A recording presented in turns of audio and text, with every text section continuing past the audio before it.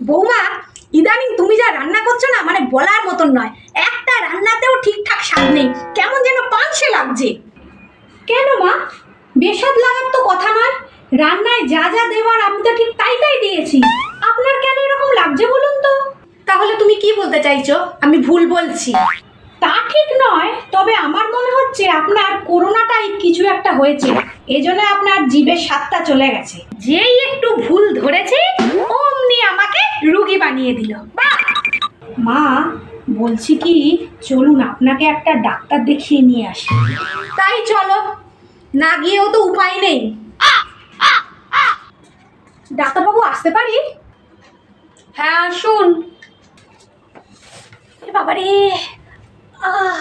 ডাক্তারবাবু, মা কদিন ধরে যা খাচ্ছে মুখে কিচ্ছু স্বাদ পাচ্ছে না, একটুখানি পরীক্ষা করে দেখুন তো। দেখছি। তা কি হয়েছে আপনার?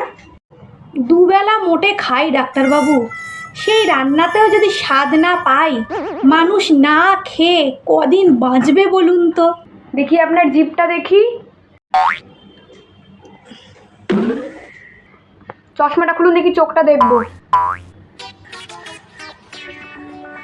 আপনার ব্যামোটা বুঝতে পেরেছি।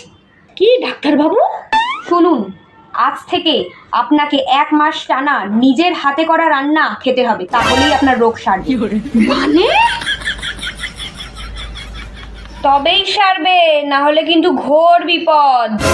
আরে ডাক্তারবাবু, আপনার বুঝতে কত অসুবিধা হচ্ছে। আমার বৌমা যা সুন্দর রান্না করে না, স্বয়ং মনে হয় যেন অন্নপূর্ণার হাতে রান্না খাচ্ছি। কি স্বাদ, কি স্বাদ! আপনি একবার যদি আমার বৌমার হাতে রান্না খান না, আপনার মনে হবে আবার খাই আবার খাই, বুঝলেন?